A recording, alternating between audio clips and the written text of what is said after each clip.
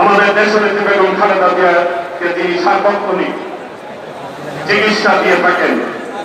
বিএনপির অন্যতম vice chairman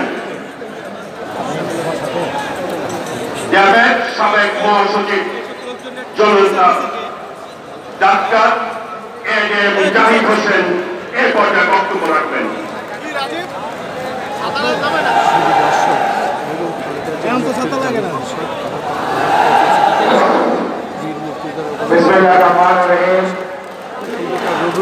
Bangladesh জাতীয়তাবাদী দল কর্তৃক আয়োজিত দেশনেত্রী বেগম খালেদা জিয়া নিঃশর্ত মুক্তির দাবিতে আজকের এই সমাবেশে শ্রদ্ধাভাজন সভাপতি, বাংলাদেশ জাতীয়তাবাদী দলের স্থায়ী কমিটির অন্যতম সদস্য, ঢাকার সাবেক মেয়র, সাবেক মন্ত্রী জনাব মির্জা আব্বাস, আজকের এই সমাবেশের প্রধান অতিথি বাংলাদেশের গণতান্ত্রিক আইন আন্দোলনের রাজপথের সিপাহসালার, বাংলাদেশ জাতীয়তাবাদী দলের সংগ্রামী মহাসচিব, সাবেক মন্ত্রী জনাব মির্জা ফখরুল ইসলাম আলমগীর, মঞ্চ বিশিষ্ট জাতীয় স্থায়ী কমিটির সম্মানিত নেতৃবৃন্দ, জাতীয় নির্বাহী কমিটির সম্মানিত নেতৃবৃন্দ, অঙ্গ সহযোগী সংগঠন সমূহের কেন্দ্রীয় নেতৃবৃন্দ, সেই সাথে ঢাকা মহানগরী বিভিন্ন ওয়ার্ড থেকে বিভিন্ন অঞ্চল থেকে আগত বাংলাদেশ জাতীয়তাবাদী দলের উজ্জীবিত অর্থাৎ খালেদা জিয়া, শহীদ জিয়া, তারেক রহমানের সৈনিকবৃন্দ, আসসালামু আলাইকুম।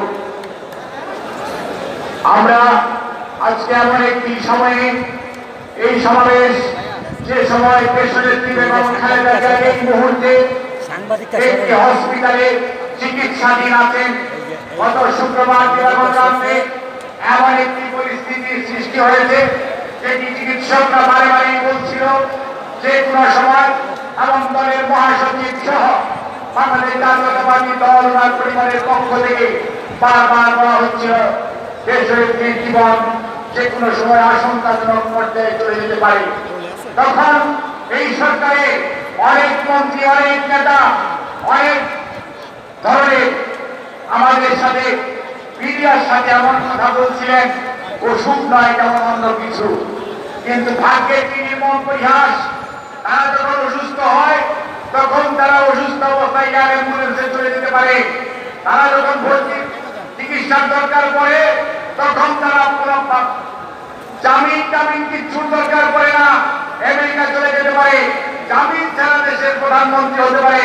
দেশনেত্রী বেগম খালেদা জিয়া শুধুমাত্র এই ষড়যন্ত্রমূলক মিথ্যা মামলায় আটক করে রেখে আজকে ওনার জীবনকে তীরে তীরে শেষ করে দেওয়ার যে ষড়যন্ত্র, তার কারণ একটাই, কারণ দেশনেত্রী এই দেশের মানুষের অধিকার আদায়ের প্রতীক, গণতন্ত্রের প্রতীক, এদেশের মানুষের আজকের যে মুক্তি, মানুষের যে স্বাধিকার, বাংলাদেশের যে সার্বভৌমত্বের প্রতীক দেশনেত্রী বেগম খালেদা জিয়া।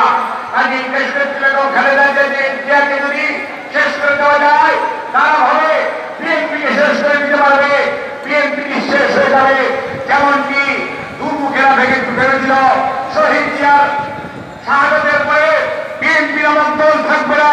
দেশনেত্রী বেগম খালেদা জিয়া আপনাদেরকে সাথে নিয়ে সারা বাংলাদেশে আজকে এই বিএনপিকে বৃহত্তর রাজনৈতিক দল হিসেবে পরিচিত করেছেন।